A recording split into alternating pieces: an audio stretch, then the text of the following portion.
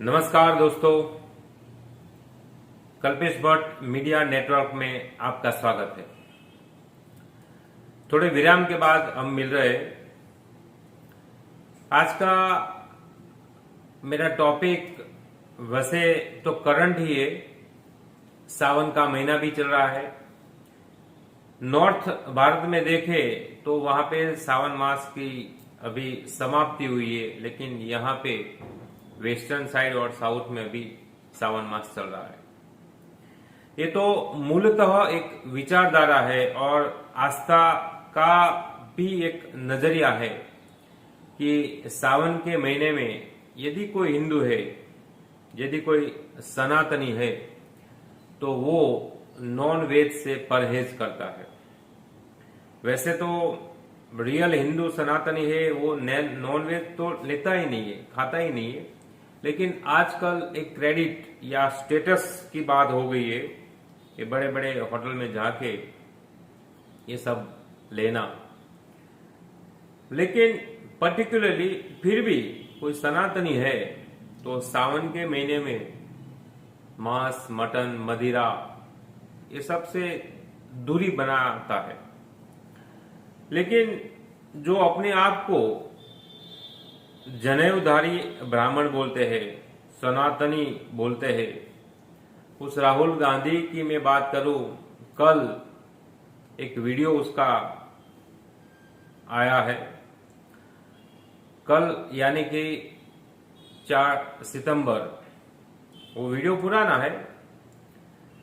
जब वो कोर्ट का फैसला आया कि भाई आपको जो सजा हुई थी उसमें आपको मुक्ति मिलती है, उसी दिन वो लालू प्रसाद जी के घर पे गए थे डिनर के लिए, और वहां पे उन्होंने ये जो वीडियो है वो बनाया था और शेयर किया है।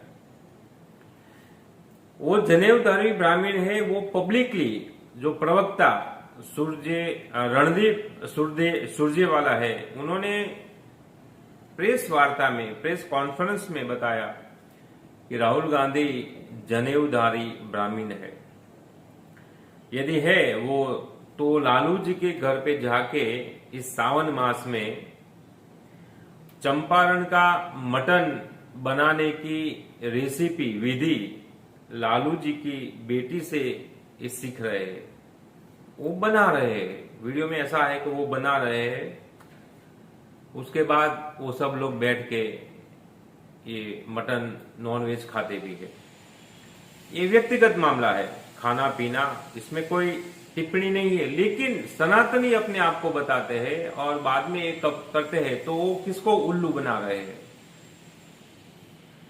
तो ये एक बात। दूसरी बात अभी चर्चा में है 3 दिन से, तमिलनाडु के सीएम एमके स्टालिन के बेटे उदयनिधि स्टालिन ने भी एक सनातन धर्म के बारे में बहुत छोटी बात, नीची बात बोली है कि सनातन धर्म है वो डेंगू जैसा, मच्छर जैसा एक वायरस है, उसको नाश कर देना चाहिए। अब ये देखो कितनी छोटी बात वो बोल दिया है थोड़े वोट के लिए। लेकिन सनातन धर्म क्या ऐसे लोगों के बोलने से नाश हो जाएगा, डिस्ट्रॉय हो जाएगा, खत्म हो जाएगा? सनातन धर्म कोई 200, 500, 1000 साल नहीं, सैकड़ों साल पुराना है। विश्व का पुराना धर्म माना गया है वैदिक परंपरा अनुसार। शास्त्रों में भी उसका उल्लेख है। तो यहां पे मैं जो आपको बात कहना चाहता हूं वो कि ये जो उदयनिधि स्टालिन या उसके पापा है, वो जो विपक्ष का गठबंधन अभी नया नया हुआ है, I.N.D.I.A. ये सब, तो उसका एक पार्ट है। तो ये सनातनी उसका विरोध नहीं कर सकते का? सारे के सारे नेता ने चुप्पी लगा के रखी है, कोई नहीं बोलता। इतना तुष्टीकरण, ये तो हद हो गई। लेकिन देखिए आप, ऐसा क्यों हो रहा है? छोटे परसेंटेज वाले जो मुस्लिम है या क्रिश्चियन है वो एकजुट है, और बड़े परसेंटेज वाले जो हिंदू है, सनातनी है, वो बिखरे बिखरे हुए है। तो ये सब लोगों का एक एजेंडा है कि ये सबको ऐसा कुछ ना कुछ डाल के सबको बिखर दो।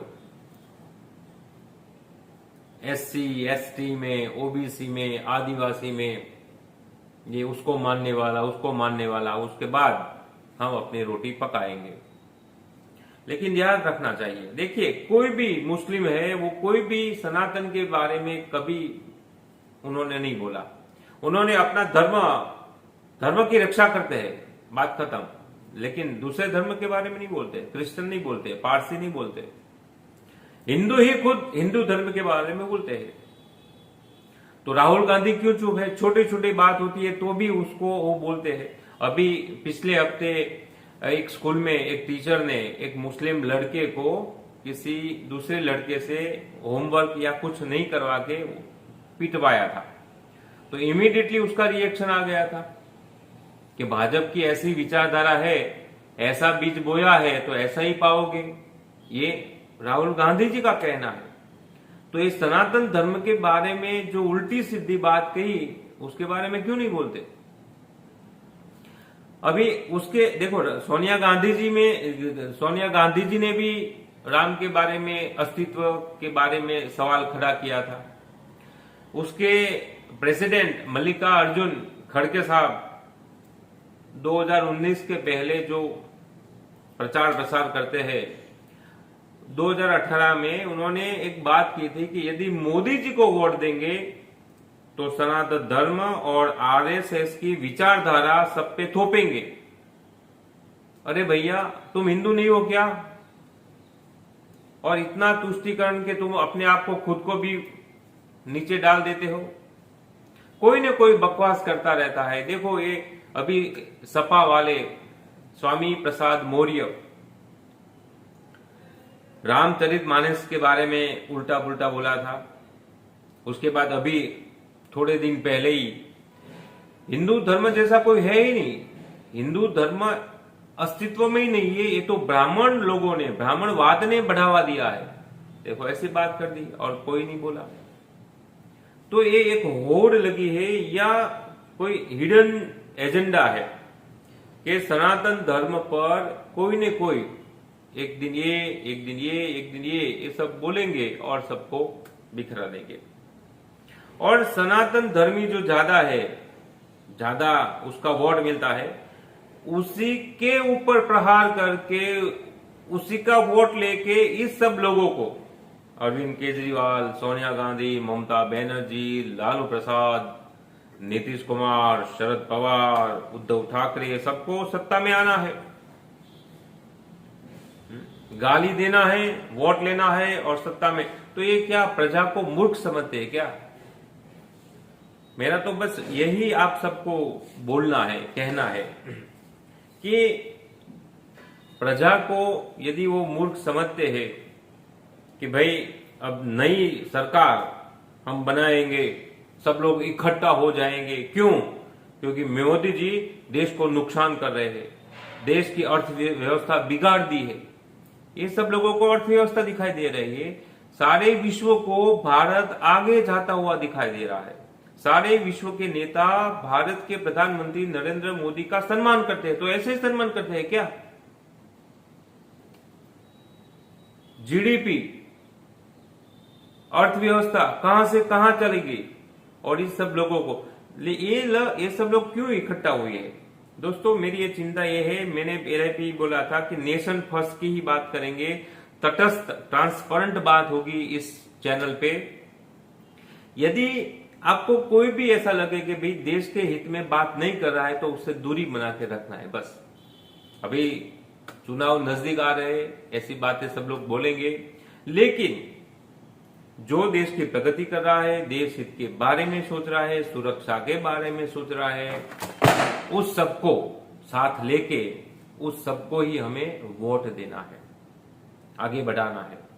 ये सब इकट्ठे जो हुए, जो भी चेहरे हैं, आप देखो कोई न कोई करप्शन के मामले में एक या दूसरे से जुड़ा हुआ है।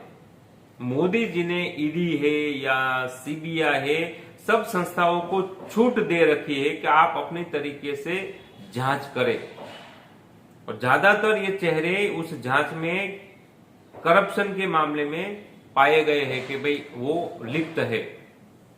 तो उस सबको डर है कि भाई आज नहीं तो कल हमें जेल में जाना पड़ेगा। अरविंद केजरीवाल जब चुनावी इलेक्शन आता है तो बोलते हैं कि हम अयोध्या की सैर करवाएंगे मुफ्त में, हम सनातनी है। तो अभी वो क्यों नहीं बोल रहा है? सनातन धर्म के ऊपर कोई वार कर रहा है तो अरविंद केजरीवाल जी क्यों नहीं बोल रहे, और सारे के सारे क्यों नहीं बोल रहे? तो ये इस सब पाखंडियों को हमें समझना होगा, क्योंकि ये सब इसलिए साथ में आए हैं। देखो, एक के सामने कई लोग हैं तो मजबूत कौन हुआ? हम समझ सकते हैं कि मजबूत कौन है। तो ये सब लोग अपने आप को निर्दोष पाने के लिए या सजा से बचने के लिए इकट्ठा हुए हैं। जो आज तक एक दूसरे लोगों को गालियां देते थे, वो आज एक साथ में क्यों आ गए? ये सोचने की बात है।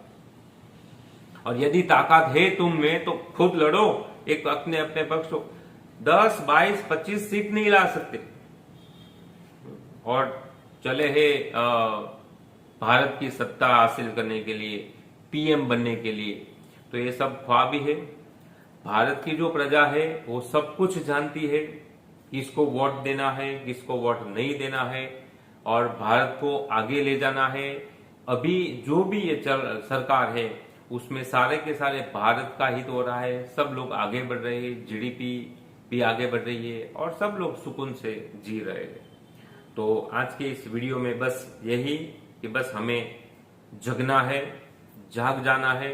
जो भी इधर उधर की बात बोले, हाँ सनातन धर्म की बात बोले तो विरोध करे, या जो भी है कंप्लेन करवानी है करे, लेकिन हमें डटकर ऐसी जो नेगेटिव ताकत है उसका सबका मुकाबला करना है। तो आज के लिए बस इतना ही। यदि ये कंटेंट आपको पसंद आए हैं तो जरूर लाइक करना, शेयर भी करना, और आज के लिए धन्यवाद, नमस्कार।